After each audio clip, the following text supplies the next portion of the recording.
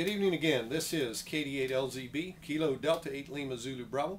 We're going to be giving you a couple hints on how to handle a particular part of standard radiogram traffic. In any radiogram, brevity is good. Every additional word group you add to a message is just one more word group that could give us difficulty on down the line as far as accuracy is concerned. Less is more. Your message needs to be long enough to be able to get the message across, to make it clear what's intended, but it needs to contain nothing extra. It needs to be as brief as possible. In order to make that happen, there are several standardized texts that are referred to as ARL numbered texts. If you don't have a copy of these, it'd be great for you to get it even before you continue this video. You can go to Google and download a file. It is FSD3, Foxtrot Sierra Delta 3. Download a copy of that, print it up, get it in your shack and have it handy and ready to be used. If you don't have one, you may want to stop the video, go download it, print it up, and then come back and start the video again.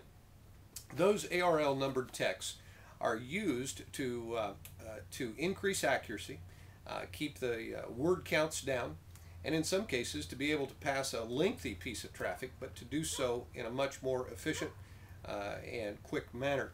So we're gonna set up an imaginary radiogram. We're gonna say that our text in this radiogram would be ARL 68 love. That's it. 4 word groups. I've got the initial group ARL Alpha Romeo Lima, the word 60. That is 60 I spell Sierra India X-ray Tango Yankee, and the word 8 I spell Echo India Golf Hotel Tango, and then the concluding or the closing remark of love. I'm going to be sending this to a loved one. Remember that the closing goes in the text, not in the signature, so that's why I include it there. That gives me a word count of 4. So my check figure is 4. But with ARL numbered text, one of the things you need to remember is you need to include the initials ARL in the preamble with the check figures. So my preamble, I would voice it this way. When the station is ready to copy, I would say, please copy message number 1, routine, Kilo Delta 8 Lima Zulu Bravo, ARL figure 4, Brownstown, Michigan, October, figures 10. That's how I would voice the preamble. Note that none of those portions of the preamble are introduced.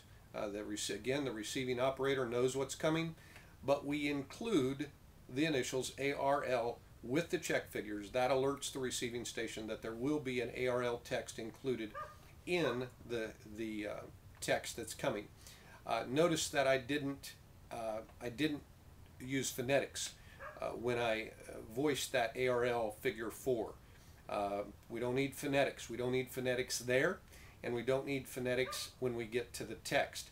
Now that I'm at the text, I'm going to deliver that to the receiving station. I would say ARL 60, I spell Sierra India X-ray Tango Yankee, 8, I spell Echo India Golf Hotel Tango, love, break. Notice that I did not introduce the initials ARL as an initial group or a letter group. According to the NTS methods, practices, and guidelines, the ARL is not to be spoken phonetically.